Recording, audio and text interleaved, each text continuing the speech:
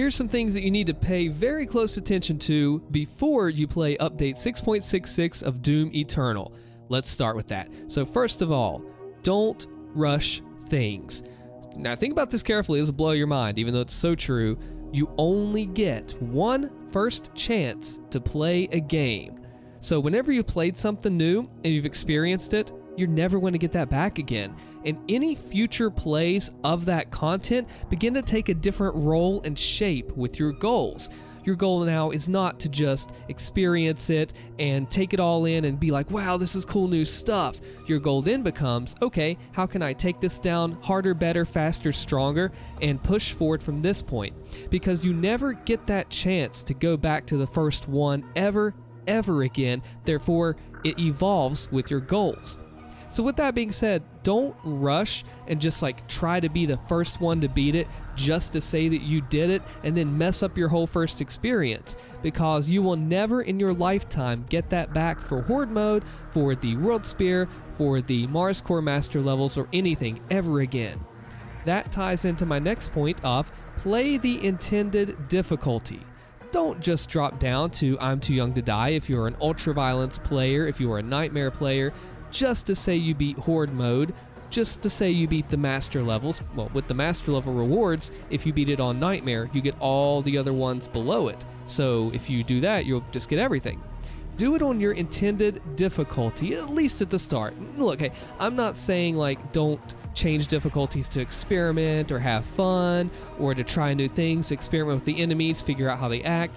I'm just saying, like, especially on your first run through, don't just drop it down and just to say, oh, I did it first. Look, we're 1 hour in and I beat it that way. Now, there are going to be people that do this on Ultra Nightmare, and that is great because that's their intended difficulty and they're skilled enough to be able to do that, which is awesome. I'm going to at least just take it all in and go for fun when we first start out.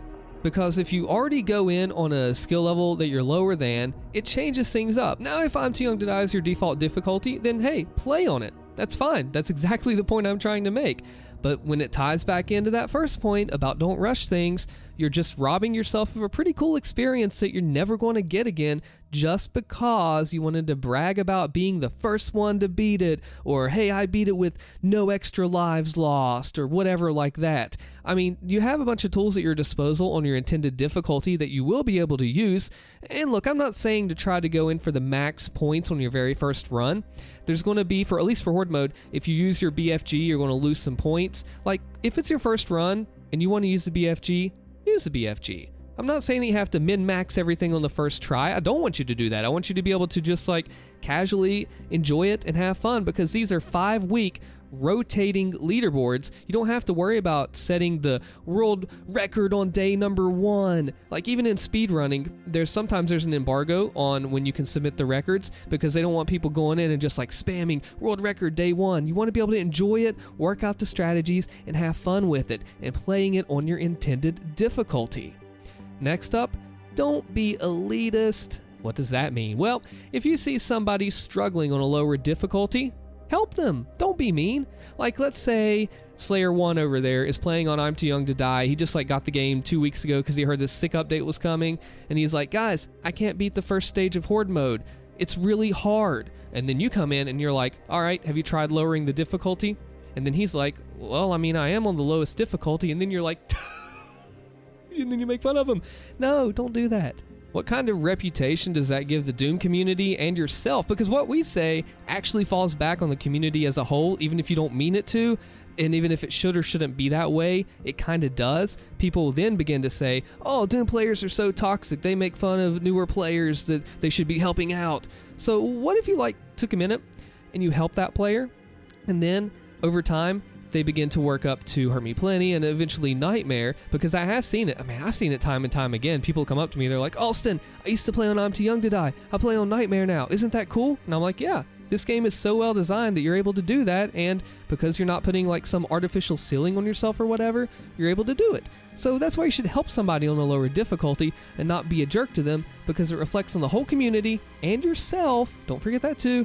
And then you're just maybe shooting somebody down that could be pushing themselves up later. Like, why would you want to reject people out of the community and make this community smaller? That's like That's the opposite of what we want to do as Doomers, isn't it? I mean, the game's been around 30 years. Let's go 30 more. I want to be playing this when I'm in a nursing home, man. So aside from that, the next point, please, oh goodness, please, we're going to be doing this in mind. If you're on Discord, keep your discussion to the spoiler channels and tags. And if you're not in my Discord, we have a lot of cool things there. I'll put a link in the description. You totally should join. I personally greet everybody that joins. It's really a cool time there. So don't ruin the experience for someone who either doesn't want to watch it yet, maybe they are at work and they can't play it yet, or they just don't own it yet, which in this case it's free content, but that's beside the point. That's why there is a spoiler embargo or ban on a certain time frame. Nobody likes it when you go in and you just, like, seriously, okay, I'm at story time here. One time, 8 years ago or whatever, whenever a new Halo game came out, me and my brother, we got in a van, I still have a video of this, and we drove by outside of GameStop. We rolled the window down, and he yelled out the window, "Master Chief dies!" It didn't actually happen, but it was just a funny prank that we did. But the whole point I'm trying to make with this silly little story is that, like, don't ruin it for other people.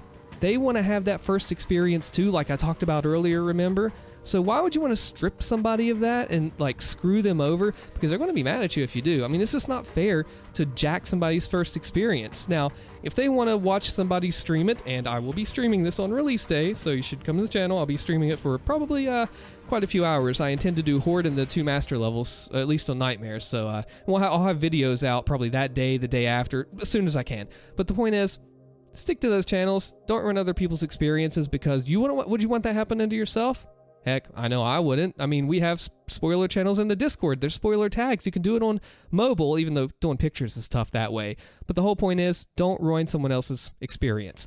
And of course, we have to talk about go in with the long haul in mind. What's that? This is not an update where you're just going to, like, play it for one day and then be like, okay, I'm done, bye. Because you have Horde Mode, you have the 2 new master levels, you have Battle Mode 2.0 if you play that, you got all the quality of life changes. I am going to have so much freaking stuff to cover in videos, and I am very much looking forward to it. You're going to see a lot from me. And it's not like one and done, right? You're going to have not just all that to play, like, you're going to have the master levels to master and get all the rewards for Ultra Nightmare, Classic Mode. Oh, that's going to be nasty too, by the way. And so much stuff. Can you imagine working in the hammer not at the start of the level? But there's just so many things to think of the long term. Like, this is not a day one and done update. By no means. There's so much freaking content. This is the biggest free update that we have ever had in our lives. The DLC ones were paid, and they're huge. All this is huge. Like, this is not an update that you want to rush through. This is not an update that you want to toy around with. You want to have fun and soak it up, because you're only going to get to do it once.